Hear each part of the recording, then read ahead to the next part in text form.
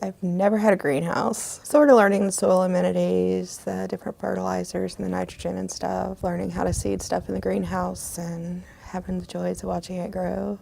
Meet Missy Davis Smith. This is her second time coming out of prison. She served time for theft and drug-related parole violations. This time around, she's sowing new seeds here at Benevolence Farm.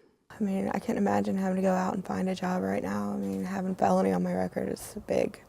You know, they just look at that and they're just like, oh, sorry, whatever, can't hire you. Benevolence Farm is a re-entry program for women. A nonprofit, the farm gives ex-prisoners a place to stay and a place to work. We incorporate their skills development and what they already know, what they have to offer into the farm business planning, the farm financial management, how we market our farm products.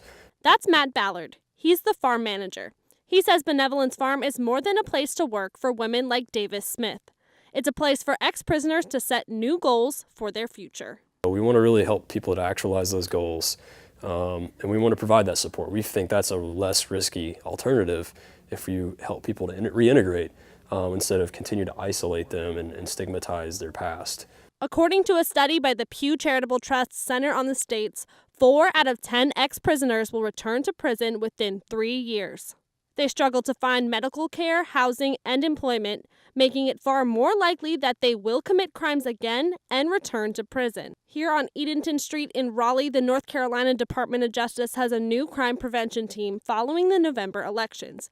Director of the Public Protection Section, Jasmine McGee. Well, I think in terms of the public safety approach, that the best way to keep the public safe is to help people to reenter society and be productive members of society. She says many employers don't hire people with felony records because of safety concerns. That leads to a domino effect. If we isolate people and make their lives very difficult and make them have very few options, they're more likely to become criminals. They're more likely to commit crime and make the neighborhoods that are around them more dangerous. Back at Benevolence Farm, Davis Smith is building a new record.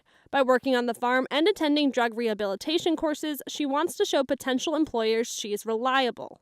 When it comes to her future, Davis Smith isn't afraid to get her hands dirty in an effort to break the cycle of recidivism. You know, I ended up going right back home, right back to the same old habits.